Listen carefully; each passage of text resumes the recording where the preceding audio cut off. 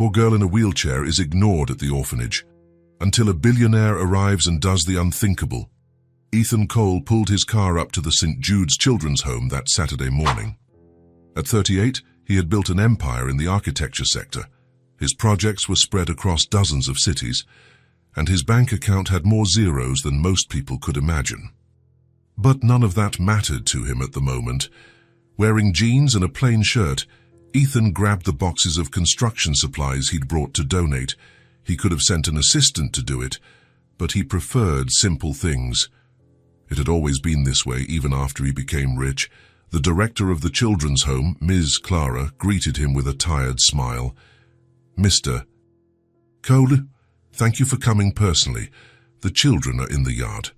We have quite a few visitors today." Ethan nodded and headed to the back, carrying the boxes. The yard was bustling with activity. Children ran back and forth, shouting and laughing.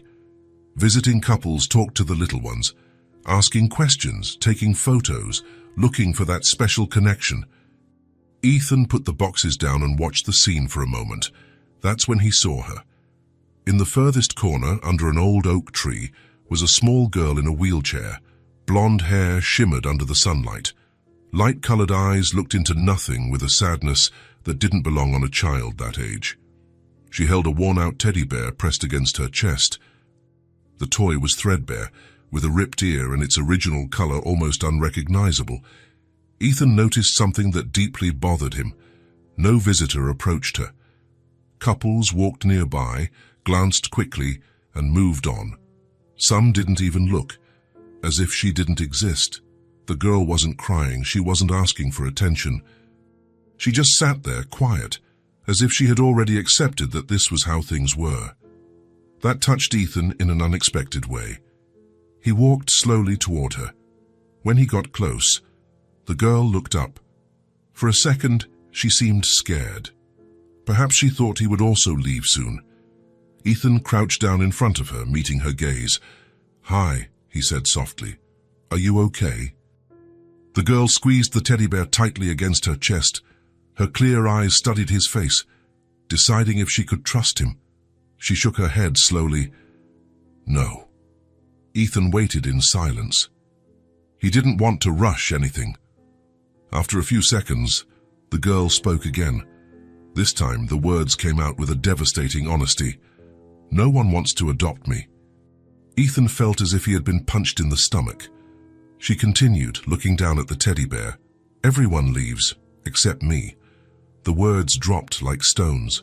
Ethan had closed multi-million-dollar deals, faced difficult investors, and built skyscrapers from the ground up, but nothing had prepared him for the raw pain in that child's voice. He took a deep breath. "You know something," Ethan said calmly. "You are a special girl." The girl looked at him. Her eyes were full of doubt. "No, I'm not," she murmured, looking away. Ethan wanted to say more. He wanted to explain that she was worth more than she imagined, that she deserved to be loved, that any family would be lucky to have her. But he realized that empty words wouldn't change anything right now, so he just remained crouched in front of her, in silence. After a few minutes, Ethan slowly stood up. "What is your name?" "Lily," she answered quietly. "Lily," Ethan repeated, committing the name to memory. "That's a beautiful name." She didn't reply, but something different passed through her gaze. Maybe curiosity, maybe a tiny piece of hope. Ethan took a step back. "It was nice to meet you, Lily," and then he turned and walked away. The rest of the day was impossible. Ethan returned to his office downtown. His office occupied the top 3 floors of a corporate building. It had an incredible view, designer furniture, and a team of 50 employees working on the floors below. But none of that mattered now. He tried to focus on the projects on his desk. He had a luxury resort to review. He had a meeting with investors at 2 in the afternoon. He had contracts waiting for a signature. Nothing worked. The image of Lily alone in that corner wouldn't leave his mind. Her voice echoed non-stop. "No one wants to adopt me. Everyone leaves, except me." Ethan opened the resort blueprints and tried to analyze the technical details, but his mind wandered. He found himself thinking about what it would be like to design a space for a child like Lily, a safe place, full of light. Accessible. Why was he thinking this? He shook his head, annoyed with himself. The 2 o'clock meeting was a disaster. The investors talked for an hour about numbers and projections. Ethan nodded at the right moments, but barely registered half of what was said. His mind was miles away. It was back at the children's home, back to those clear eyes full of resignation. When the meeting ended, Ethan dismissed everyone and locked his office door. He sat in his leather chair and looked out the window, observing the city below. He had built an empire. He had more money than he could spend in 10 lifetimes. He could buy anything, go anywhere, do practically whatever he wanted.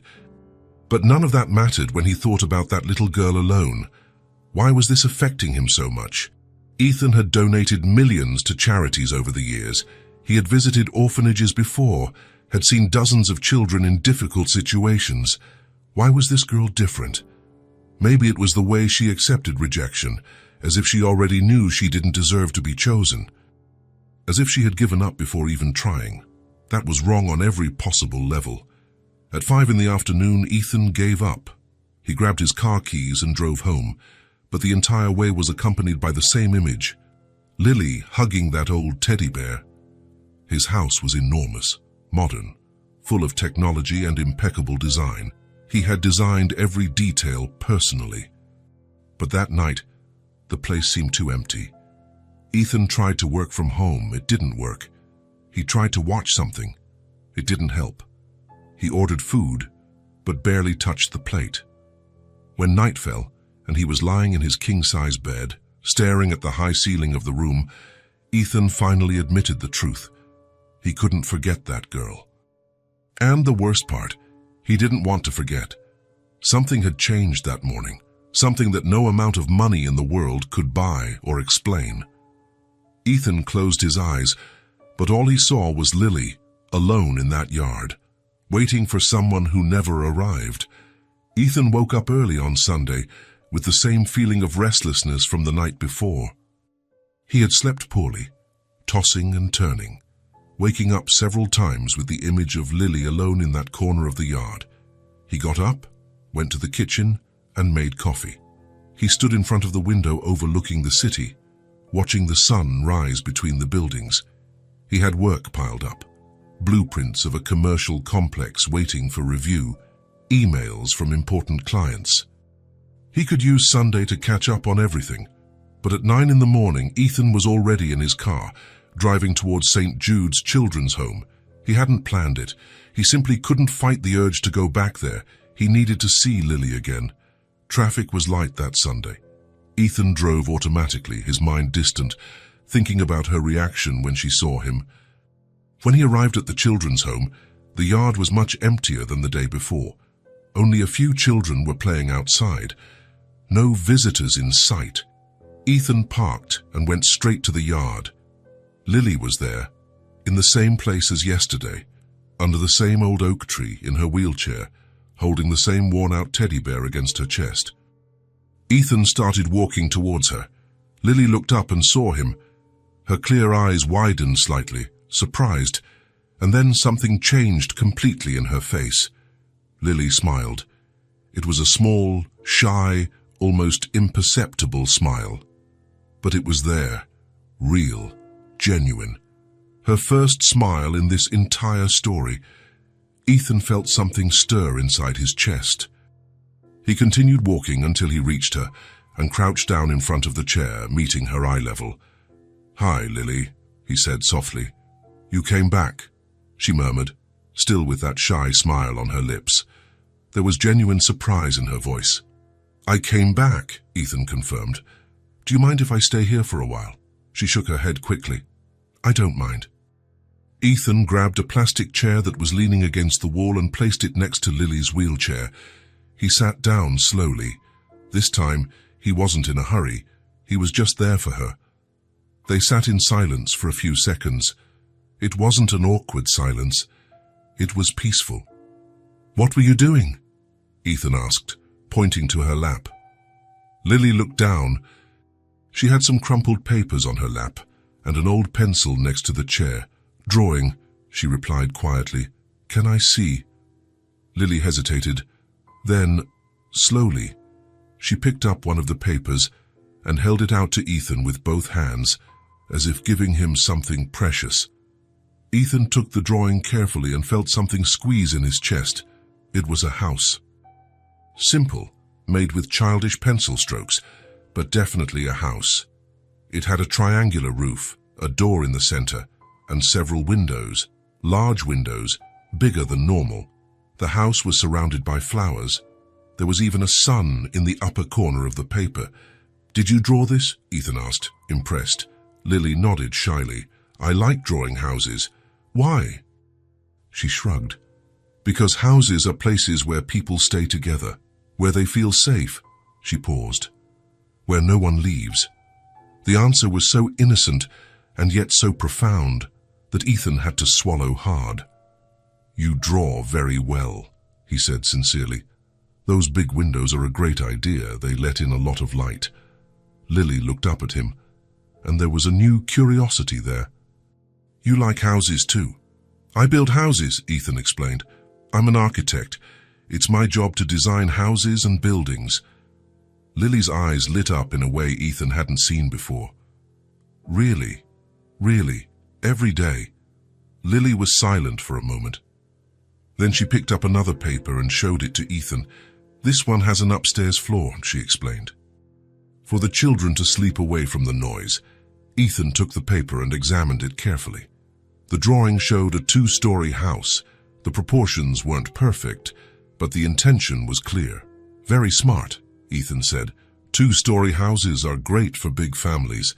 Do you have many drawings?" Lily nodded and picked up a small pile of crumpled papers that were hidden beneath the chair.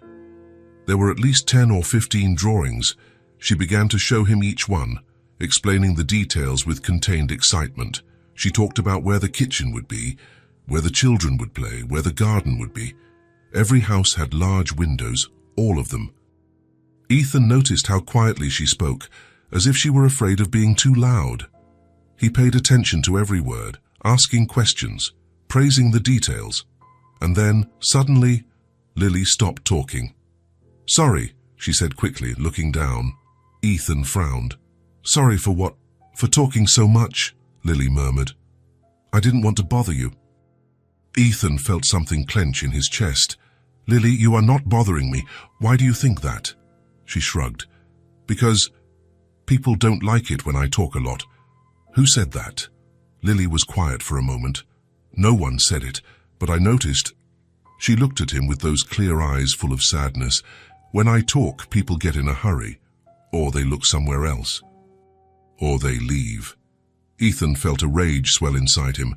Not at Lily, never at her, but at every person who had made that child believe her voice was a nuisance. "Lily, look at me," he said gently, but firmly. She lifted her clear eyes. "I like hearing you talk. You can talk as much as you want. Your drawings are incredible. Your ideas are interesting. You don't have to apologize for anything, okay?" Lily blinked a few times, trying to process those words. "Really?" she asked in a thread of a voice. "Really?" Ethan confirmed. "I promise." She smiled again. This time the smile was a little more open. Ethan spent the next hour talking with Lily. She showed him more drawings, each with its own story. She told him about the other children at the home, about who was nice and who wasn't. She talked about Mrs. Clara, who was kind but always busy, about the teddy bear she had been given years ago. "His name is Mr. Bear," Lily explained, showing him the worn toy. "Creative name, right?" Ethan smiled. "I think it's perfect." Lily giggled. It was a low, almost shy laugh, but it was real. And then, as she put her drawings away, she said something that broke Ethan's heart. "You know, I don't understand why no one wants me." The way she said it was so natural, so devoid of self-pity, that it was even worse. It was just an observation, a fact she had accepted. "I try to be good," Lily continued, looking at her hands. "I don't make messes, I don't scream, I stay quiet. But people look at me and They leave. She paused. I think it's because of the chair.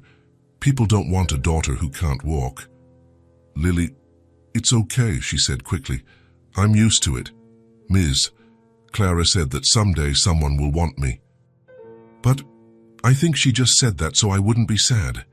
Ethan didn't know what to say. There were no words that could fix years of rejection, so he simply reached out and placed his hand over her small hand. You are special, Lily. Very special.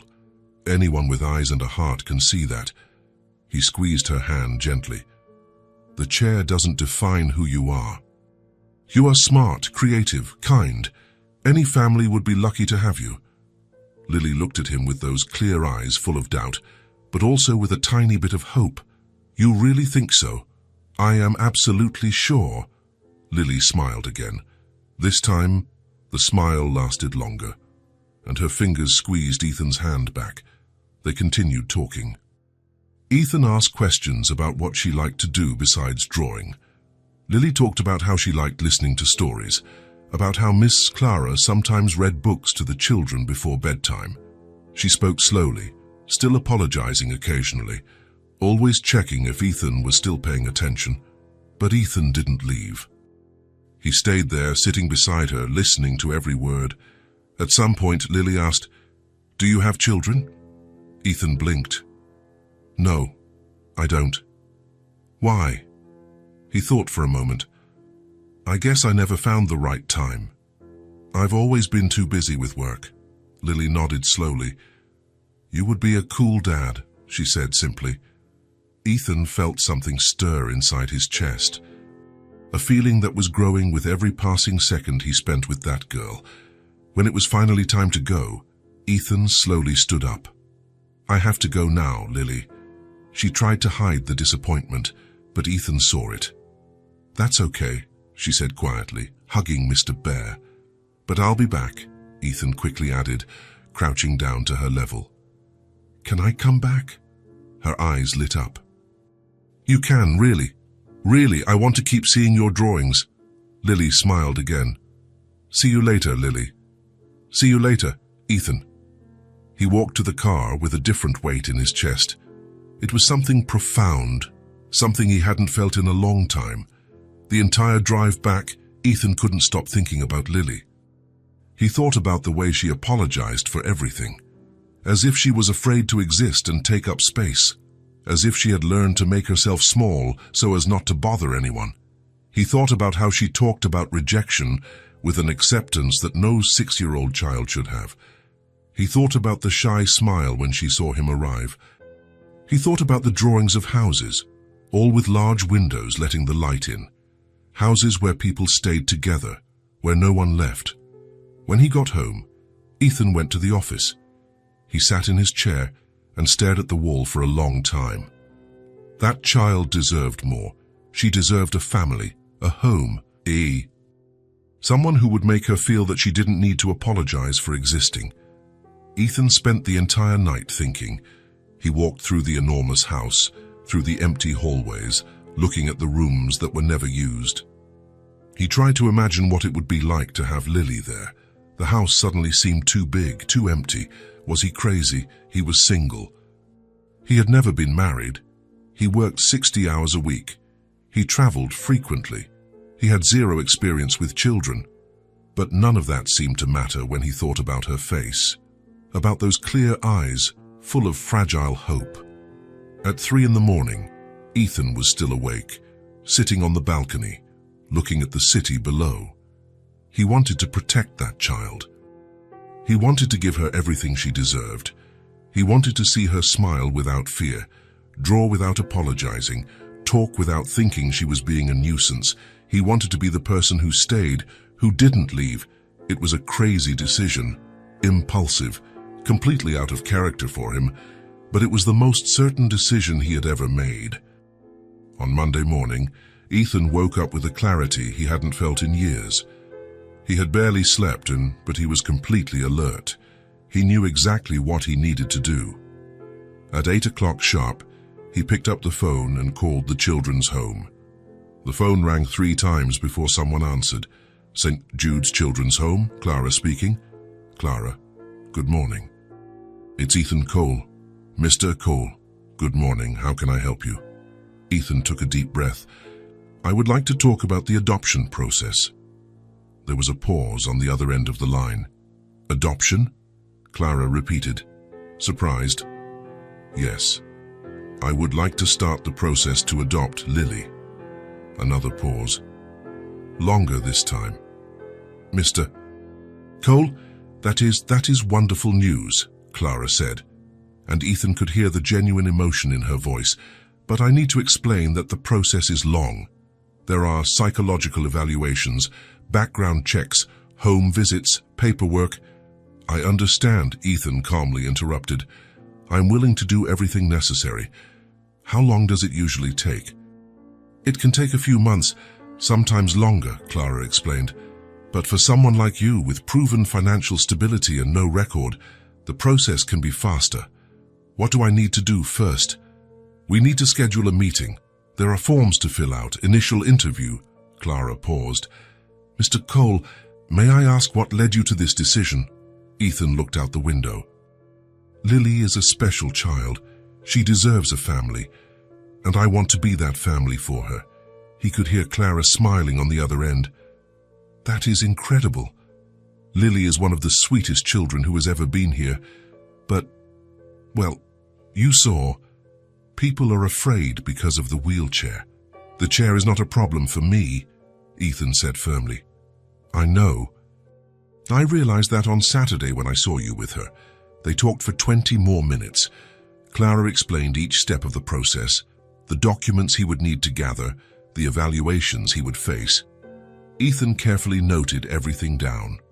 When he hung up the phone, he sat in silence for a moment. He had made the decision. Now he needed to do everything right.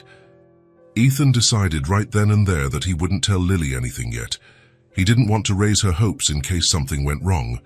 Adoptions could be complicated. They could fall through. They could be denied. He didn't want to hurt Lily with empty promises. He didn't want to see that hope in her eyes turn into another disappointment. So he would do everything in silence. He would gather the documents. He would go through the interviews and evaluations. He would wait for the approval of each step, and only then, when he was absolutely sure it would work out, would he tell her. But in the meantime, he would keep visiting. He would continue to be a constant presence in her life. He would keep showing her that he wouldn't leave, because deep in his heart, Ethan already knew a simple truth. Lily had already found a permanent place in his heart, and he would do absolutely anything to give her the home she so deserved. The following weeks turned into a routine that Ethan never imagined having, but which quickly became his favorite part of the day.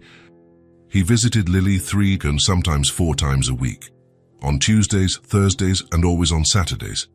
Sometimes he showed up by surprise on Wednesdays too, just to see her face light up when she saw him coming. The adoption process was underway. Ethan had filled out mountains of paperwork, gone through 2 long interviews with social workers, and his house had already been inspected. Everything was going well, better than he expected. But he still hadn't told Lily anything. He wanted to wait until he was absolutely sure, until he held the final document in his hands. Only then would he tell her. Meanwhile, he was building something more important than any official paper: trust. It was a Thursday afternoon when Ethan arrived at the children's home and saw something different. Lily wasn't under the oak tree. She was near the patio door, in her wheelchair, with Mr. Bear on her lap, looking toward the entrance, waiting. When she saw him, her face completely lit up. "Ethan," she called, waving her small hand. Ethan felt something warm spread through his chest. She was waiting for him, truly waiting. He walked up to her and crouched down. "Hi, Lily. Were you waiting for me?" She nodded enthusiastically. "I knew you were coming today. You always come on Thursdays." Ethan smiled. She had noticed the pattern of his visits. She was paying attention. "I brought something for you," he said, taking a new drawing pad and a box of colored pencils from his backpack. Lily's eyes widened. "For me? Just for you?" She took the pad with both hands, as if it were the most precious thing in the world. She ran her fingers over the smooth cover. "Thank you," she whispered, hugging the pad to her chest. "Shall we draw together today?" Ethan asked. Lily nodded with such excitement that he chuckled. They sat down in their usual spot, under the oak tree. Ethan grabbed his own plastic chair and settled next to her. Lily opened the new pad carefully, as if afraid to spoil it. She chose a blue pencil from the box and began to draw. Ethan picked up a paper and started making a sketch too. Nothing too elaborate, just a simple house. Lily stopped drawing for a moment and watched his work. "You draw fast," she commented. "Many years of practice," Ethan explained. "But you also draw very well." They continued in comfortable silence for a few minutes, each focused on their own drawing. Then Lily asked something that made Ethan stop. "How do you make a house be born?" Ethan looked at her. She was looking at his drawing with genuine curiosity. "What do you mean, be born? Like, how do you make a house come out of nowhere and become real?" Ethan thought for a moment, choosing the right words. "I start with an idea, just like when you start a drawing. First, I think about what the house needs to have. How many rooms, where the kitchen is, where the light comes in. Then I draw all of that on paper, and then other people help build it for real." Lily processed that in silence. "So houses are born from people too?" Ethan smiled. "What a beautiful question." "They are born from their hearts," he answered softly. "Every house I design starts with what the person needs, what they dream of. So yes, they are born from hearts." Lily smiled and returned to her drawing, but Ethan noticed that she was drawing more carefully now, paying more attention to the details. "Ethan," she called after a few minutes. "Yes? Can you teach me to draw a real house, like the way architects do?" "Of course I can." Ethan grabbed a clean sheet and started drawing slowly, explaining each line. Lily watched with full attention, asking questions about every detail. Why is this wall thicker? Because it holds the weight of the upstairs floor. And why is the window here? To let the morning light into the bedroom. Lily absorbed everything like a sponge. When Ethan finished the basic drawing, she took her own paper and tried to copy it, using the techniques he had shown her. The result wasn't perfect, but it was much better than her previous drawings. It had more structure, more thought. "That's incredible," Ethan said with genuine pride. Lily looked at her own drawing and smiled. It was a smile full of accomplishment. "Thank you for teaching me. Thank you for wanting to learn." As the weeks passed, Ethan noticed subtle but important changes in Lily. She spoke more, without apologizing for every sentence. She laughed more, low but genuine sounds. She asked more questions about architecture, about his job, about the world outside the children's home. And, most importantly, she was starting to truly trust him. It was on a Tuesday that it happened. Ethan was showing Lily photos of a recent project on his tablet when she asked, "Ethan, are you going to stop coming one day?" The question was so direct, so vulnerable, that he felt his heart clench. He put the tablet down and looked directly at her. "Why do you ask that?" Lily shrugged, fidgeting with Mr. Bear's fur. "Because everyone stops. People come and stay for a while, and then they stop. It's always like that." "Lily, look at me." She lifted her clear eyes. "I am not going to stop coming, I promise. You can trust me. But what if you get busy? What if you get tired?" "I won't get tired," Ethan said firmly. "You are important to me. Very important." Lily studied his face for a long moment. As if she were looking for signs of a lie, she found none. And then, slowly, she held out her small hand. Ethan looked at her hand, then at her face. Lily didn't say anything. She just kept her hand outstretched. Ethan felt a lump in his throat. He reached out his own hand and gently wrapped it around her small one. Lily squeezed, hard, as if she were holding on to something solid for the first time. They stayed like that for a long moment, in silence, hands clasped. They didn't need words. That simple gesture said everything. 2 weeks later, Ethan received the call he had been waiting for. "Mr. Cole." "It's Clara, from the children's home." "Hi, Clara. I have good news. The final evaluation has been approved. The process is complete. You have been officially approved for the adoption." Ethan closed his eyes, feeling the relief wash over him. "When can I pick her up?" "We can schedule it for 1 week from now." "That gives you time to prepare everything, and for us to complete the final paperwork. 1 week. In 1 week, Lily would officially be his daughter." "Perfect," Ethan said, trying to keep his voice steady. "Thank you very much, Clara." "No, Mr. Cole. Thank you. Lily is going to have the family she has always deserved." When he hung up the phone, Ethan sat in silence for a long time. Then he stood up and went to the guest room at the end of the hall. He had 1 week. 1 week to transform that empty space into the perfect bedroom for Lily. Ethan didn't do things halfway. He hired a small trusted team and started working, but he didn't delegate anything important.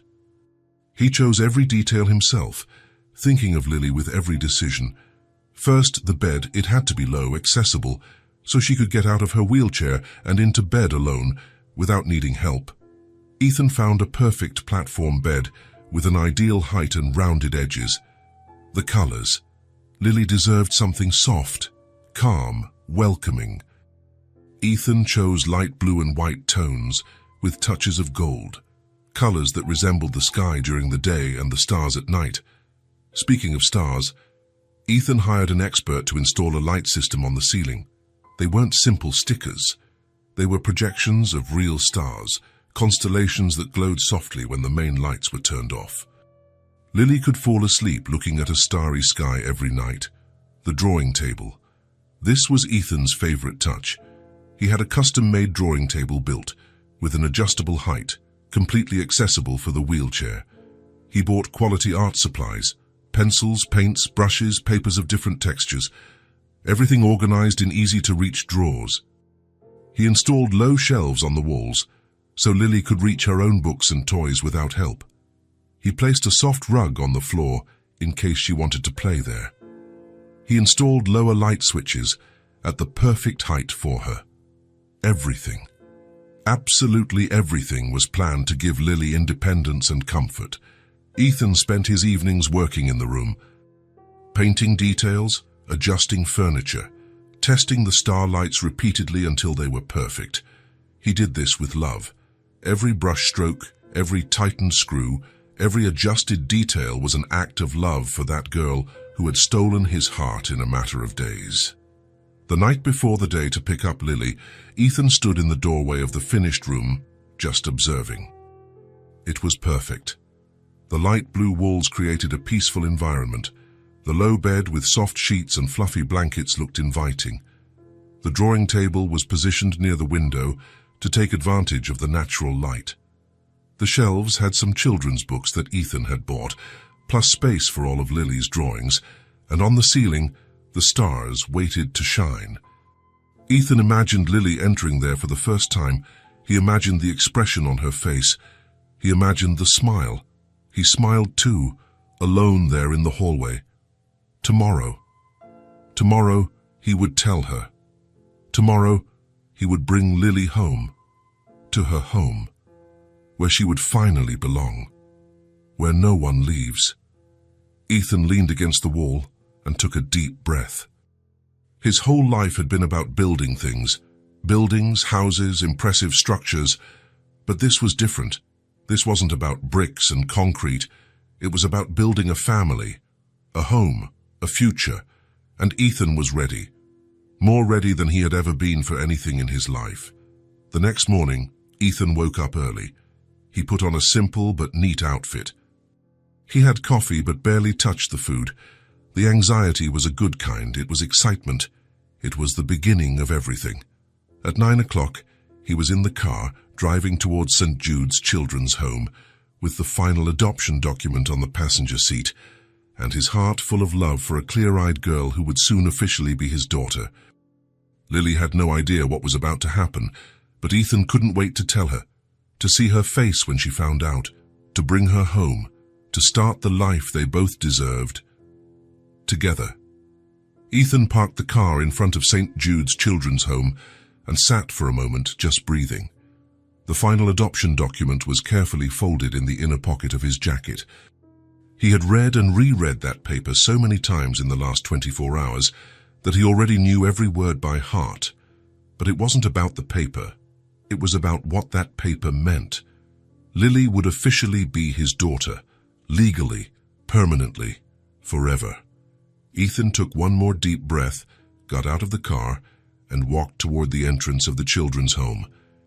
Clara was waiting for him at the reception. She smiled when she saw him, and there were tears in her eyes. "Mr. Cole, today is the big day." "Today is the big day," Ethan repeated, feeling his own voice falter a little. "Lily is in the yard, as always. She has no idea. I thought it best to let you tell her. Thank you, Clara, for everything." She nodded, discreetly wiping her eyes. "Go, she's waiting for you." Ethan walked through the familiar corridor, each step echoing on the old linoleum floor. His heart was beating so hard he could hear his own pulse. When he opened the yard door, he saw her immediately. Lily was under the oak tree, as always, in her wheelchair, with Mr. Bear on her lap, looking at a drawing in the pad Ethan had given her. When she heard the door open, she looked up, her face instantly lit up. "Ethan," she waved, smiling that smile that now came easier, more natural. "You came. I was drawing the house you taught me yesterday, but I think I got the window proportion wrong." She kept talking as Ethan walked slowly toward her, but he barely registered the words. He was absorbing every detail, her blonde hair shining in the morning sun, her clear eyes full of life, the genuine smile, his daughter. Ethan stopped in front of her and crouched down, meeting her eye level, as he had done so many times before. But this time was different. Lily noticed something on his face. "Ethan, is everything okay?" she asked, her voice suddenly worried. Ethan smiled, feeling his own eyes sting. "Everything is more than okay, Lily." He took a deep breath. "Lily, I need to tell you something." She squeezed Mr. Bear to her chest, her eyes wide and attentive. Ethan took her small hand with his. "You know all those times I came to visit you, all the conversations we had, all the drawings we made together." Lily nodded slowly. "I came because you are very special to me, more special than anyone I have ever met in my life." Her eyes filled with confusion and hope at the same time. "And His voice failed. He cleared his throat. "I asked if I could be your family, if I could adopt you. And they said yes." Lily froze completely. She didn't even breathe. "Lily," Ethan said softly, squeezing her hand, "you're coming home with me. Today." The silence that followed seemed to last an eternity. Lily just stared at him, her clear eyes enormous, processing the words, trying to understand if she had heard correctly. What?" she whispered. "You're going to live with me. I'm going to be your dad. If you want me to... Her voice completely failed her, and then it all happened at once. Lily's face contorted. Her eyes filled with tears that started streaming down her cheeks, but at the same time, she started to laugh, a choked-up laugh, full of raw emotion. She was laughing and crying simultaneously, unable to control either one. "Really?" she managed to ask between sobs and laughs. "Really, truly?" "Really, truly," Ethan confirmed, and now he was crying too. Lily let go of Mr. Bear onto her chair and lunged forward, wrapping her arms around Ethan's neck with unexpected strength for someone so small. She hugged him as if her life depended on it, as if she was afraid he would disappear if she let go. Ethan wrapped her in his arms, lifting her from the chair and holding her against his chest. She was so light, so small, but the hug was so strong. "You won't leave?" Lily cried against his shoulder. "Do you promise you won't leave?" "I promise," Ethan said with a choked voice. "Never. You are my daughter now. Forever. Lily cried louder, squeezing him so hard that Ethan felt every inch of love and fear and hope she carried. They stayed like that for a long time, in the middle of the yard, embraced, crying together. When Lily finally pulled back a little to look at his face, her eyes were red but shining. "Can I call you Dad?" she asked shyly. Ethan felt his heart explode in his chest. "I would love that." Lily smiled through her tears and hugged him again. "Dad," she whispered, testing the word. "My dad." Ethan closed his eyes, holding her against his chest. And for the first time in a long time, he felt he was exactly where he should be. Half an hour later, Ethan was carefully putting Lily into the back seat of the car. Clara had helped gather Lily's few belongings. It wasn't much. Some clothes, the drawing pad, the colored pencils, and of course Mr. Bear, which Lily held tight against her chest as if it were a treasure. The other children had come to say goodbye, some with envy, others with genuine happiness. Lily had waved to everyone, still teary-eyed but smiling. Now, as Ethan adjusted the seatbelt around her, Lily looked out the car window with an expression of wonder. "We're really going," she whispered, more to herself than to him. "We're really going," Ethan confirmed, closing the door gently. He got into the driver's seat, adjusted the rearview mirror, and looked at her through the glass. Lily was sitting up straight, holding Mr. Bear, her enormous eyes absorbing everything. "Ready?" Ethan asked. "Ready," she replied with a nervous smile. Ethan started the car and began to drive. On the way, Lily asked questions about everything. "Is your house big?" "It's reasonable," Ethan replied, smiling. "Does it have a yard?" "No, but it has a big balcony with a view of the city. And does it have a room for me?" Ethan looked at her through the rearview mirror and smiled. "It has a room just for you." Her eyes sparkled. "A whole room just for me." "A whole room just for you." Lily squeezed Mr. Bear to her chest and smiled out the window. As they approached the house, Ethan felt the anxiety grow. What if she didn't like it? What if it was too much? What if he had overdone it? But when he parked in the building garage and helped Lily back into her wheelchair, she looked at everything with fascination. "Is this it?" she asked when they got into the elevator. "This is it. On the 14th floor." She read the number on the panel. "On the 14th floor. Wow," she whispered. When the elevator opened and Ethan pushed the chair down the hall to the apartment door, Lily was in total silence, just watching everything closely. Ethan opened the door and pushed her chair inside. Lily stood motionless in the entrance, looking around with her mouth slightly open.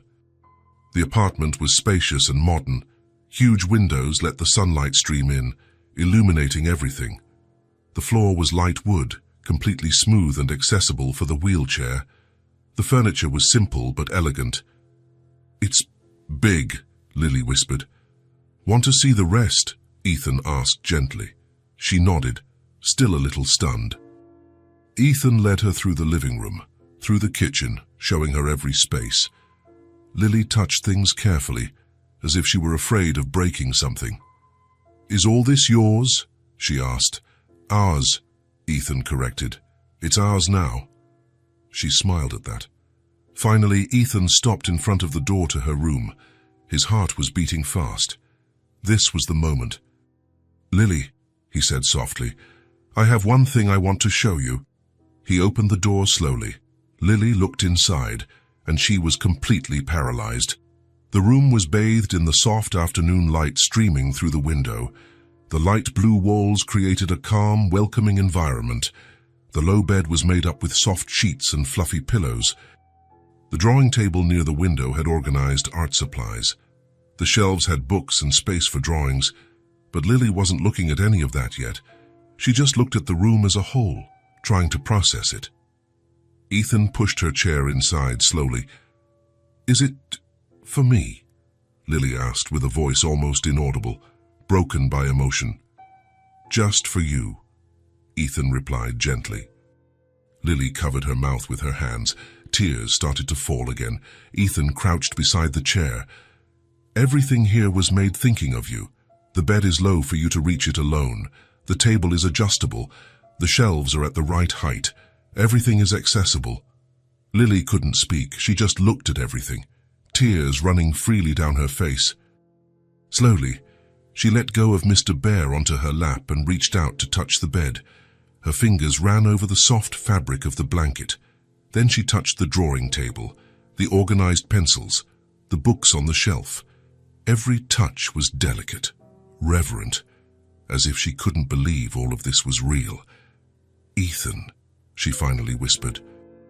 "It's the most beautiful room I have ever seen in my life."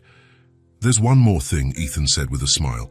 He went to the switch and turned off the main lights. Immediately, the ceiling lit up with hundreds of small, bright stars.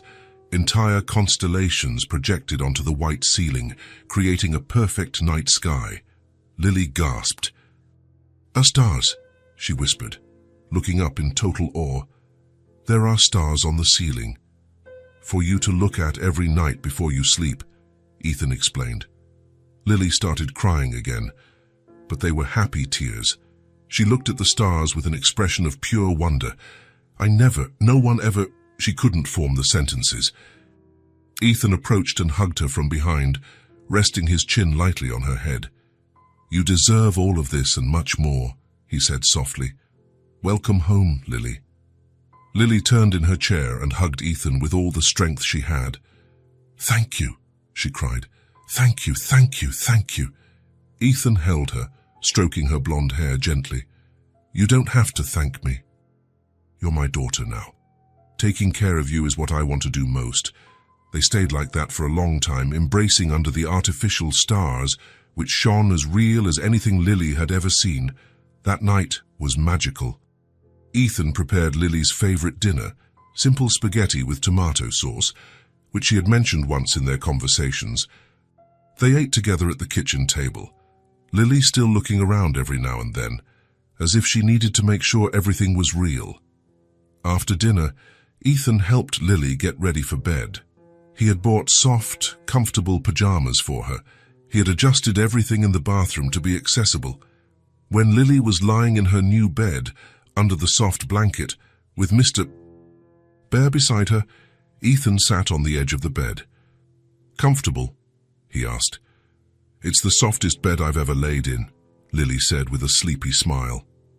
Ethan smiled and brushed a lock of blonde hair from her face. "If you need anything during the night, you can call me. My room is right down the hall. Okay. Good night, Lily." "Good night, Dad." Ethan felt his heart clench with emotion. He leaned in and gently kissed her forehead. "Good night, sweetheart."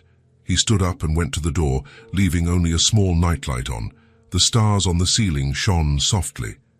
"Ethan," her voice called before he left. "Yes, this is real, right? I'm not going to wake up and be back at the children's home." Ethan went back to the bed and crouched down again. "It's real. You are home. You're home. And you'll be here tomorrow morning, and the day after tomorrow, and every day after that." Lily smiled, finally completely relaxing. "Thank you for choosing me," she whispered. "Thank you for letting me be your dad," Ethan replied. Lily closed her eyes, holding Mr. Bear against her chest. Ethan stayed there for a few more minutes, just watching her fall asleep, watching her face completely relax, without tension, without fear, just peace. When he finally left the room and closed the door slowly, he leaned against the hallway wall and took a deep breath. She was home. Lily was finally home. And Ethan had never felt so complete in his life. That night in their respective rooms, both Ethan and Lily slept better than they had in years. Lily, under the artificial stars that shone softly on the ceiling of the room that was all hers. Ethan, with his heart full of peace, knowing that he had done the most important thing he would ever do in his life. He had given a home to a child who deserved to be loved, and he had gained a daughter who filled his life with purpose and meaning. A complete family, finally united, forever. Lily's first morning in her new home began before the sun. She woke up in a silence that wasn't empty, but rather soft. She blinked, and her eyes focused on the ceiling. Stars. A private night sky shone softly above her. For a second, cold panic hit her. What if it was a dream? What if she truly woke up and was back at St. Jude's, on the hard cot, with the smell of disinfectant? But then she heard it. The low sound of metal on ceramic, the bubbling of a coffee maker, and a smell, a sweet, warm smell that she didn't recognize. It wasn't a dream. The bed was low, just as Ethan had promised.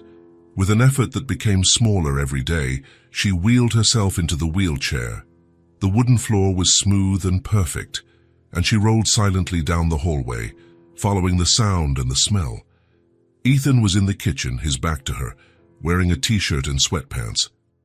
He was focused on a frying pan, and the sweet smell came from there. "Good morning," she said, her voice small in the large apartment. Ethan turned around instantly, and the smile on his face dispelled any remnants of her fear. "Good morning, Em. Sleep well." "I slept with the star," she replied. "I'm glad. Are you hungry? I'm attempting pancakes." Lily rolled closer, curious. She had never eaten pancakes. They ate at the large kitchen table, the morning light flooding the space. Ethan's pancakes were a little crooked and burnt at the edges, but for Lily, it was the best meal of her life. That first breakfast was the foundation of their new routine. A gentle, unhurried routine began to form. Ethan, to the surprise of his entire team, started working predominantly from home. The CEO of one of the country's largest architecture firms now held his meetings via video, with his office door ajar. Mornings were sacred. They started with coffee together. Ethan asked easy questions, like what colors she liked best or what animal she thought was the funniest. Then it was art hour. Lily went to her drawing table in her room with her new pencils and hardcover pad. Ethan brought his laptop to the dining table, just a few feet away, and they worked in a companionable silence. He watched her out of the corner of his eye. He noticed the changes. Lily's strokes on the paper, once timid and light, afraid of making a mistake, were now firmer.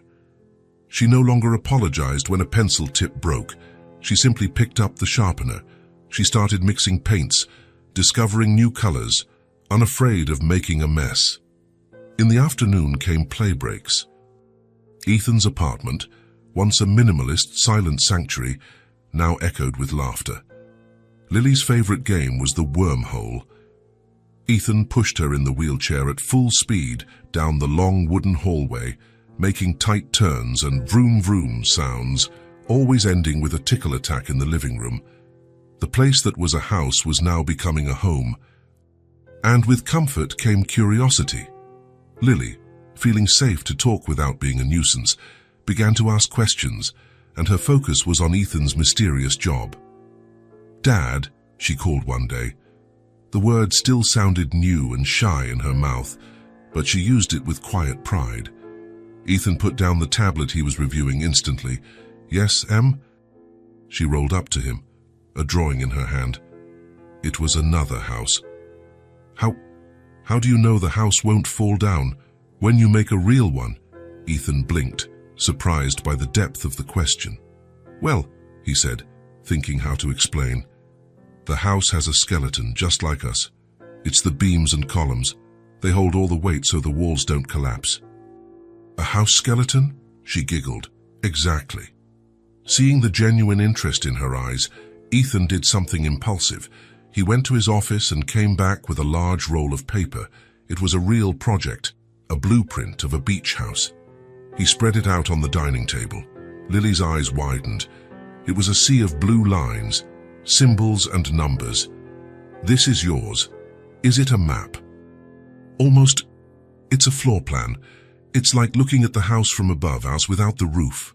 She traced the thin lines with her finger. "Where is the door?" "Here," Ethan pointed. "And this is the living room. And here." "Windows," Lily interrupted, pointing. "They are very big windows." Ethan smiled. "And why are they big?"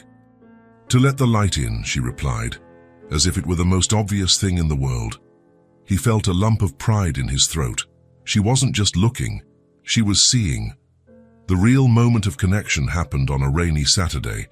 The rain lashed against the huge windows, and the world outside seemed grey and distant. Ethan decided to organize his home office, which was full of material samples from old projects. Cardboard boxes, mailing tubes, small squares of marble, fabric samples, pieces of packaging foam. It was a pile of expensive trash. Lily rolled in, curious about the mess. "What is all this?" she asked, poking a piece of styrofoam. "Old stuff, mostly," Ethan said, separating what was going for recycling. Lily picked up a cardboard tube that a blueprint had come in and balanced it on top of a small box. "It looks like a tower," she murmured. She picked up another piece of cardboard and propped it up on two smaller boxes. She frowned, concentrated. Ethan stopped organizing and just watched her. She was on the floor, testing the balance of the pieces, creating a small structure. Suddenly, she looked at him, her eyes shining with an idea that had just been born. "Dad." "Yes, sweetheart. We could make a mini house." Ethan looked at the multi-million-dollar contracts waiting in his email. Then he looked at his daughter on the floor, holding a cardboard tube and a scrap of fabric. There was no choice to be made. He smiled and slid from his office chair to the floor, sitting cross-legged beside her. "A mini house," Ethan repeated. "That's the best idea I've heard all week. Where do we start, Chief Architect?" Lily's face lit up in a way Ethan had never seen. It was the pure joy of creation. "First," Lily said, very serious, picking up an empty shoebox, "we need the walls." The next 2 hours were a glorious chaos. It wasn't a precise architectural model. It was something much better. It was fun. Ethan brought tape, white glue, and blunt scissors. Lily was in complete command. "The door has to be wide, Dad. So the wheelchair can pass," she instructed. Ethan carefully cut it. "And the windows," she exclaimed. "They have to be very big." They used a piece of clear plastic from a package to be the main window. Lily took a scrap of blue fabric and glued it on as curtains. The cardboard tube became a chimney, although Lily insisted it was a tower for looking at the stars. They glued their fingers together. They laughed when the kitchen wall collapsed and they had to rebuild it. Lily drew tiny furniture on scraps of paper and glued them inside. When they finished, they stepped back to admire their work. It was a lovely mess. The glue was still drying, the walls were crooked, and the tower was dangerously leaning to the left. "It's perfect," Lily whispered, awestruck. Ethan looked at the crooked cardboard structure and then at his daughter's face, smeared with glue and happiness. "Yes, Em," he said, his voice thick with emotion. "It's perfect." That rainy afternoon on the office floor, Ethan and Lily didn't just build a cardboard house. They started building something much more lasting. It was the beginning of a creative bond, a secret language of projects and dreams that belonged only to the two of them. Happiness had become the new normal. Their routine was a cocoon of security. Pancake mornings, drawing afternoons, evenings watching animated movies with Lily curled up in a blanket on the sofa. The crooked cardboard mini-house they built now occupied a place of honor on her bedroom shelf. Lily's room, with its stars on the ceiling, was her sanctuary, until the night the past broke down the door. It was 3 a.m. Ethan woke up instantly, his heart pounding. It wasn't a gradual sound, it was a scream. A sharp scream full of pure terror coming from Lily's room. Ethan jumped out of bed and ran down the hallway, almost skidding on the wooden floor. He flung open her bedroom door. Lily was sitting up in bed, her eyes wide but completely empty. She was shaking violently, clutching Mr. Bear.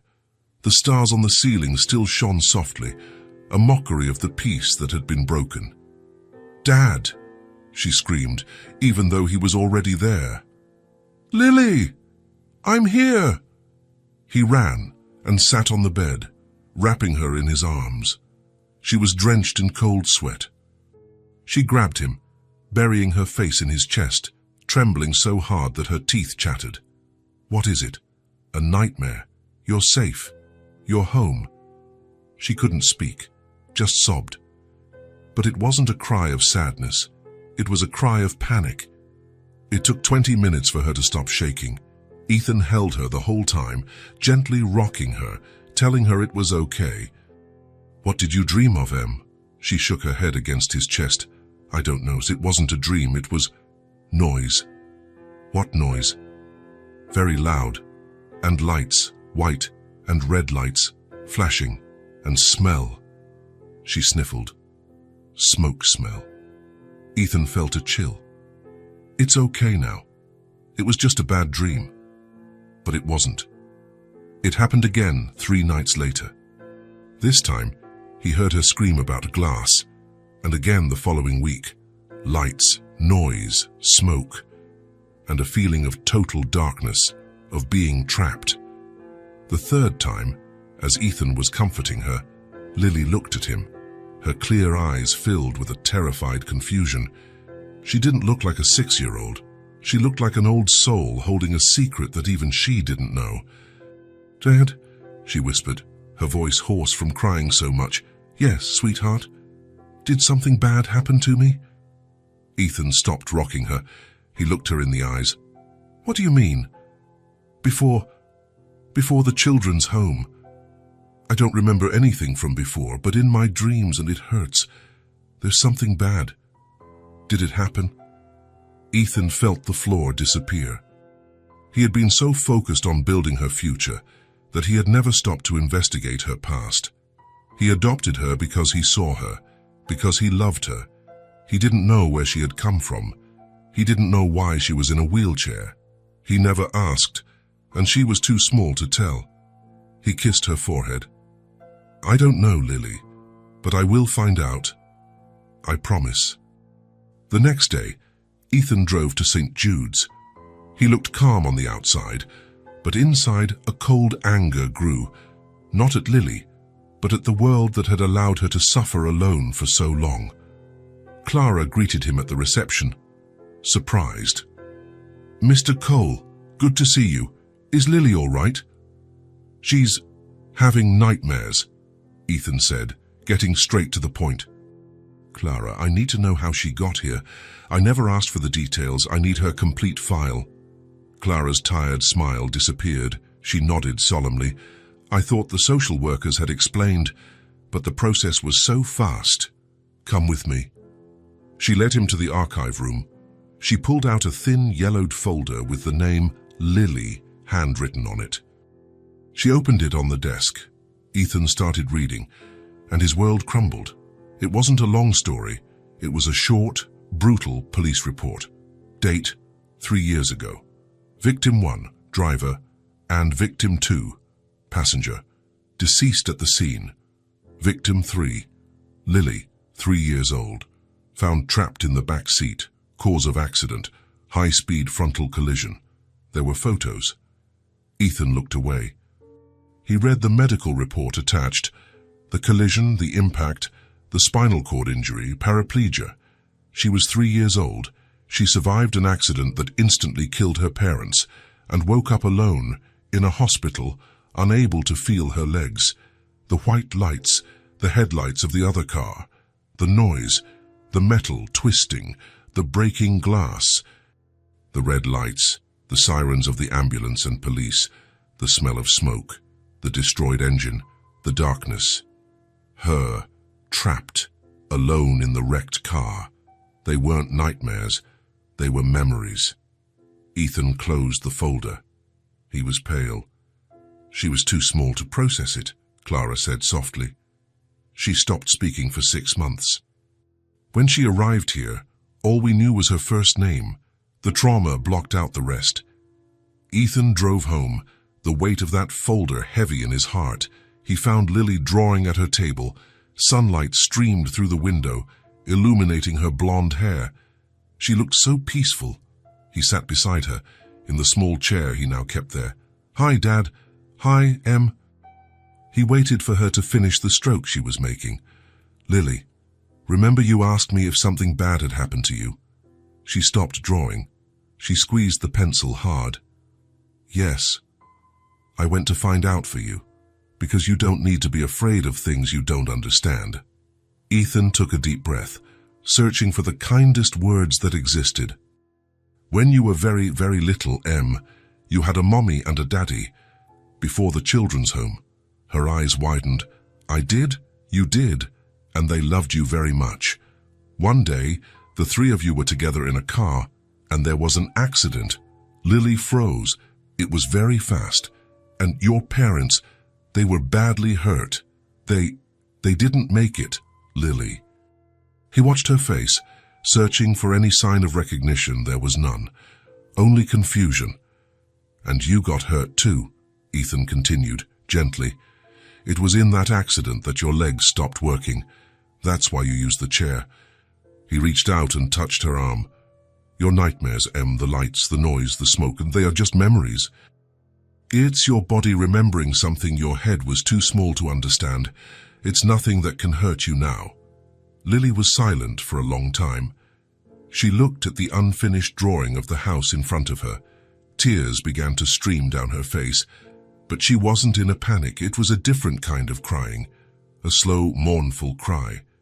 She turned to Ethan, her clear eyes flooded. You know what's the saddest, Dad? His voice cracked. What, sweetheart? I tried just now, but I don't remember them. I don't remember what my parents looked like. That broke Ethan. He didn't say anything.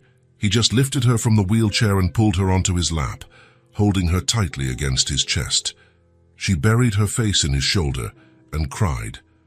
She cried for the first time, not out of fear but out of loss. He stroked her hair, rocking her as he had on the night of the nightmare. It's okay not to remember, Lily. It's okay. But I wanted to. I know. He held her until the sobs subsided. Then he pulled her back a little so he could look into her eyes. You don't have to be afraid of this anymore. You don't have to keep this to yourself anymore. I'm here now. You'll never carry this alone again. Lily hugged him back, and for the first time since Ethan met her, she seemed whole. The pain had a name, and now she had someone to share it with. Revealing the truth about Lily's past was like draining a wound. It hurt. It was terrible. But it was the only way to truly begin to heal. The nightmares didn't disappear overnight, but their power lessened. When she woke up shaking from the ghostly smell of smoke or the sound of breaking glass, Ethan was there. He no longer said, "It was just a bad dream." He hugged her and said, "It was just a memory. It's over. You are safe. I'm here." And every time he said it, she believed it a little more. The darkness of the past was finally giving way to the light of the present. With healing came the next logical step. Their life inside the apartment was a wonderful cocoon. But Lily needed the world, and the world needed to know her. The first step, school. For Ethan, building an 80-story skyscraper was less stressful. He spent weeks researching, making calls, and visiting campuses. He didn't just want a school that would accept Lily's wheelchair. He wanted a school that would celebrate her.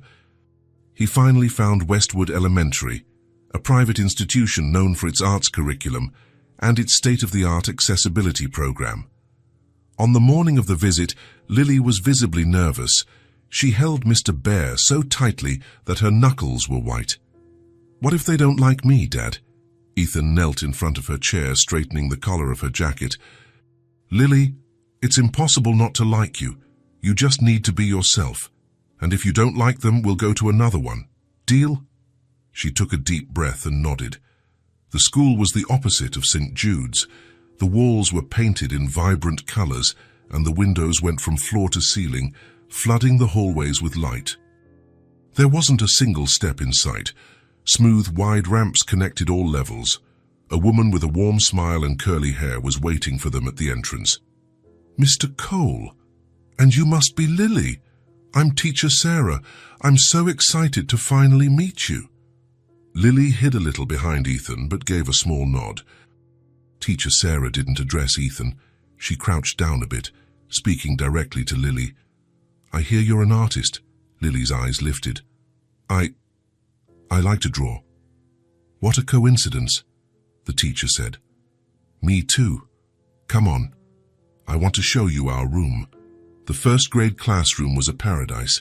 There was a reading nook full of beanbag chairs, a terrarium with a sleepy lizard, and most importantly, a creation corner that took up almost a quarter of the space. There were easels, jars of paint, clay, and a huge low drawing table, perfectly accessible. This one here, Teacher Sarah said, lightly tapping the table, has been waiting for you. Lily rolled up to the art table. She ran her fingers over the smooth wooden surface. She looked at the other children, who were busy with different activities. Some looked at her with curiosity, but none with pity. Do you think you'd like to draw here? Ethan asked softly. Lily looked at the teacher, at the art corner, and then at her father. A slow, genuine smile spread across her face. Can I start today? Ethan laughed, relief washing over him. How about Monday? Lily was enrolled. The first piece of the puzzle of her new life was in place. 2 days later, Ethan decided it was time for the second piece. I'm not working from home today, he said during breakfast. Her face fell slightly. Oh. Because, he continued, smiling, you're coming with me. I want to show you where I really work. Lily's excitement was immediate. She had seen the blueprints, the sketches, but she had never seen the place where the houses were born. The Cole Architecture Office occupied the top 3 floors of the tallest building Ethan had designed downtown. When they entered the marble lobby, Lily looked up at the ceiling that seemed miles away. Wow. Just wait, Ethan said. He led her to the private elevator. The elevator went up silently and at high speed. Lily pressed her face against the glass, watching the city shrink below them, the cars looking like ants. We're flying, she shouted, laughing. The elevator door opened directly into the office.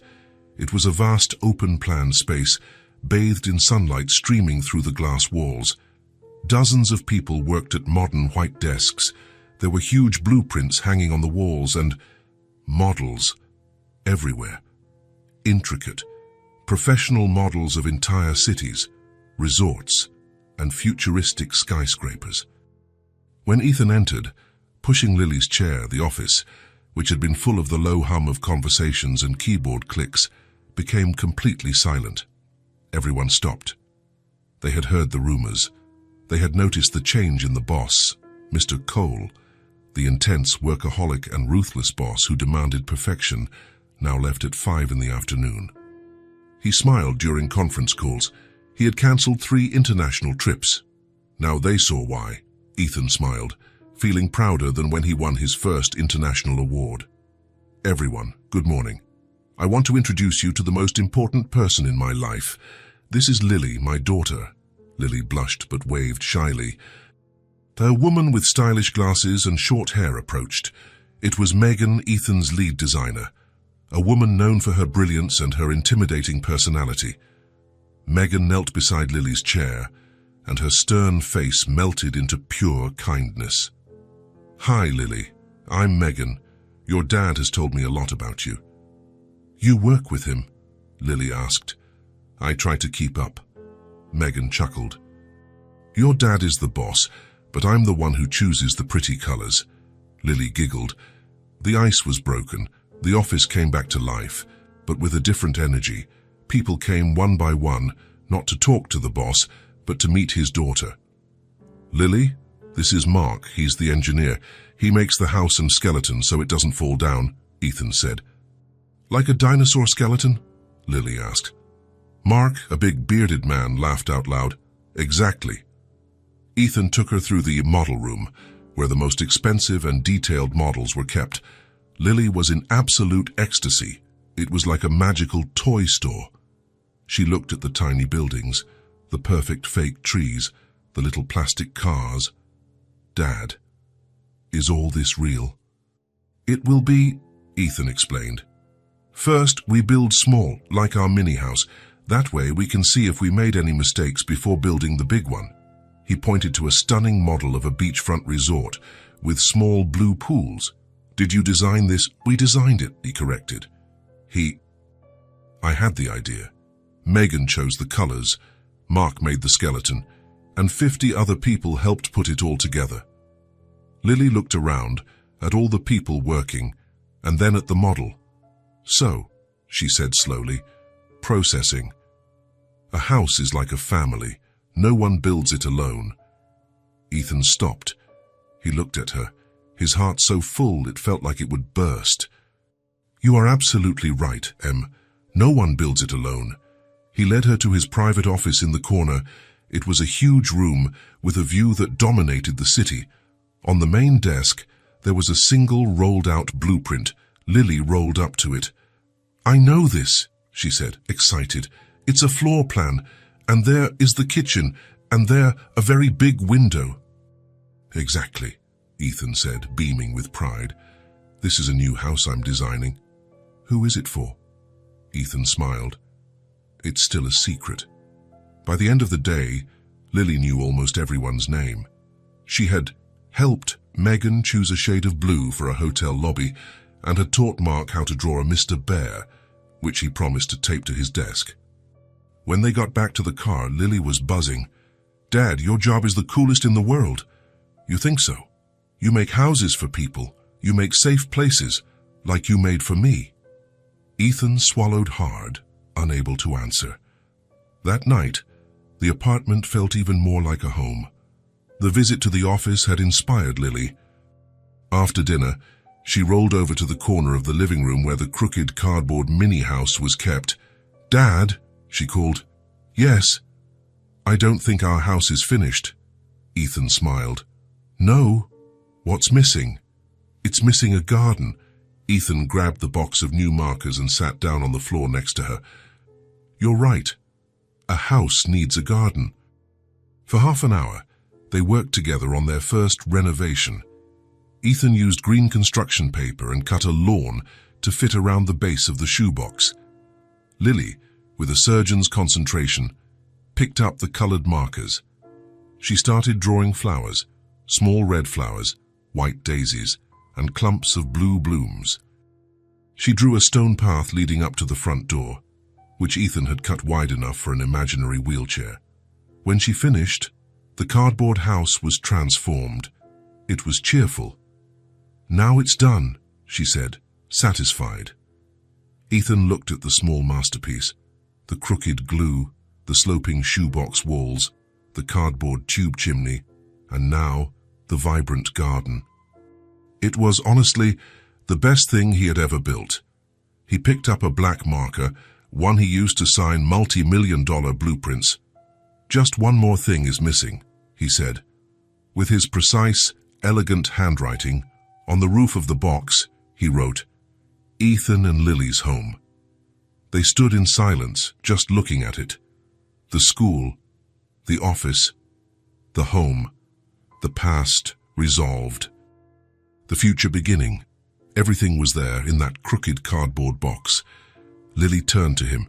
Her eyes were shining, but they weren't the tears of fear or sadness he knew so well. They were tears of pure happiness. She leaned out of the chair and threw herself into his arms. Ethan caught her, hugging her tightly. She buried her face in his shoulder and whispered words he would never forget.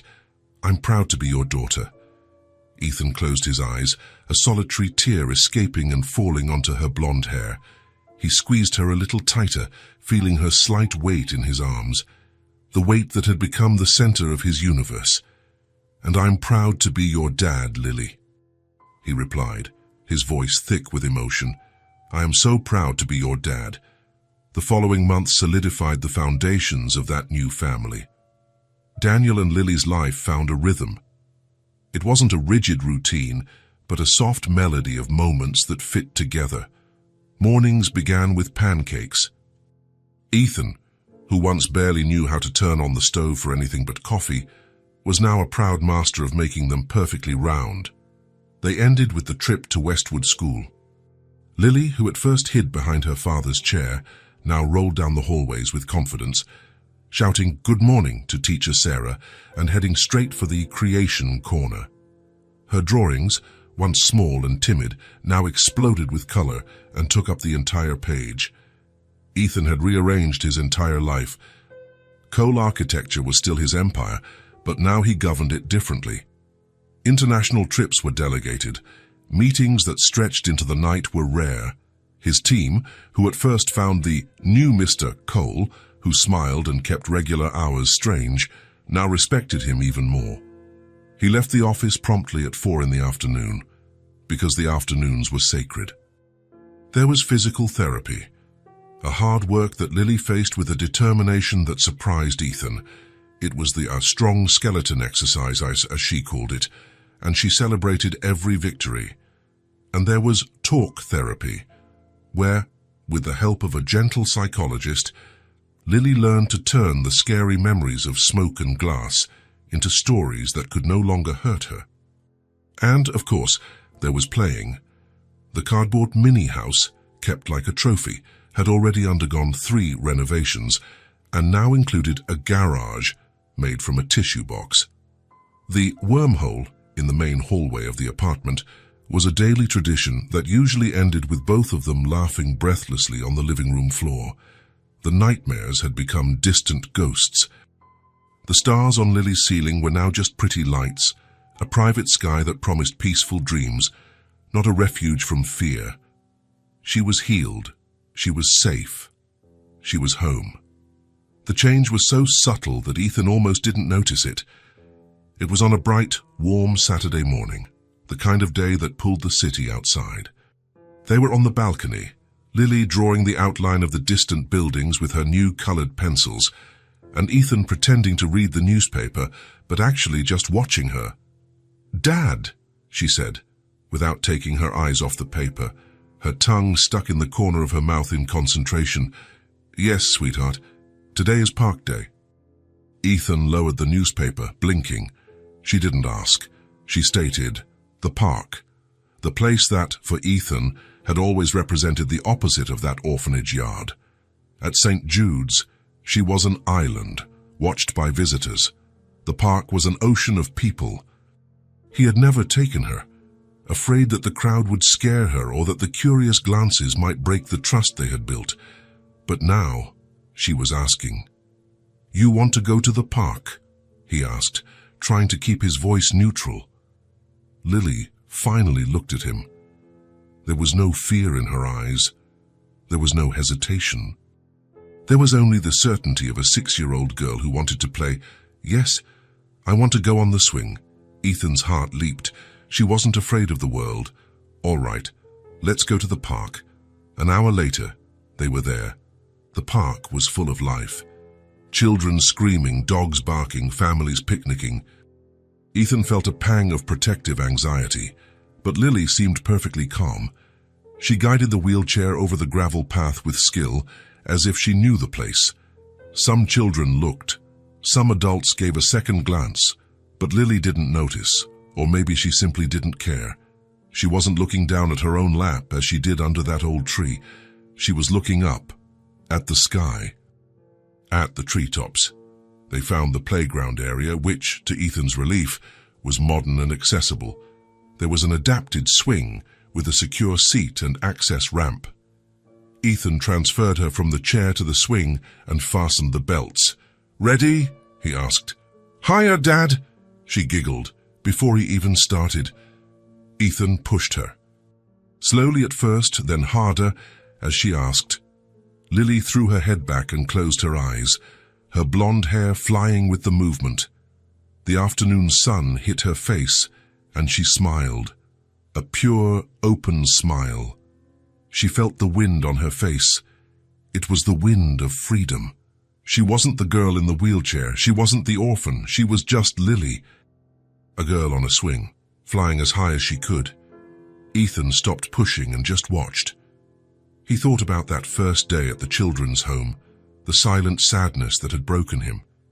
And he looked at her now, radiant as the sun itself, and knew that she was complete. And so was he.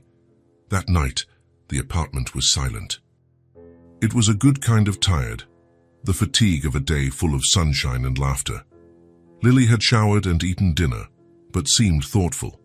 Ethan found her in her room, but she wasn't in bed.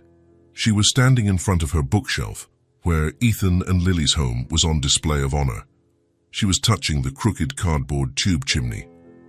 "Dad?" she called softly, still with her back to him. Ethan leaned against the doorframe. "I'm here, Em." She turned around, her eyes serious, filled with an intensity he recognized. It was the same intensity he saw in the mirror before a major project. "In your office, you build real houses. Today at the park, someone built those swings. We built this cardboard house." She paused, gathering her thoughts. "Can I build things too?" The question hit him with the force of a revelation. It wasn't a question about playing. It was a question about purpose, about the future. Ethan entered the room and knelt beside her chair, so they could look at the crooked model together. "Lily," he said, his voice full of emotion, "you already build things. You helped me build this house. You helped me choose the colors in Megan's office. You helped me, more than anything, build this family." He placed his hand over hers, on top of the cardboard roof. "But yes, you can build buildings, bridges, parks, anything you want. Architecture doesn't happen in the legs, Em. It happens here." He gently touched her head. "And it happens here." He touched the center of her chest. "And you have more heart and more brilliant ideas than anyone I know." He looked into her eyes and gave the smile that was now reserved just for her. "You can build anything you want." Lily smiled, a slow smile, full of understanding. She no longer needed to ask. She now knew. Later, the nighttime routine was complete. Pajamas on, teeth brushed. The apartment was bathed in the soft light of evening. Ethan tucked Lily into bed, pulling the soft blanket up to her chin. Mr. Bear was settled beside the pillow. The stars on the ceiling shone softly. "Good night, sweetheart," he said, leaning in to kiss her forehead. He straightened up to leave, but her voice stopped him at the door. "Ethan," he stopped. She rarely called him that. It was the name she used when something was very, very important. He turned around. "Yes, sweetheart." Lily didn't say anything. She just opened her arms. An invitation, a summary of everything. Ethan felt a lump in his throat. He went back and sat on the edge of the bed. He pulled her into a hug, and she wrapped around him with all her strength. He held her, her face buried in his chest, and he rested his chin on the top of her head, breathing in the smell of baby soap and home. The hug contained everything. The park, the promise, the conquered nightmares, the cardboard houses, and the real houses they would one day build. Lily sighed, a sound of pure peace, and her body relaxed in his arms, the day's tiredness finally winning. She fell asleep there, safe in his embrace. Ethan didn't let go. He stayed there, sitting on her bed, holding his daughter. He looked up at the ceiling, at the private night sky he had created for her. The stars gently illuminated the final scene, the billionaire who had everything and had nothing, and the girl who had nothing and became everything. With her comforting weight in his arms, Ethan closed his eyes, his heart full and peaceful. And there, under the glow of 1,000 artificial suns, they fell asleep in peace, a complete family forever.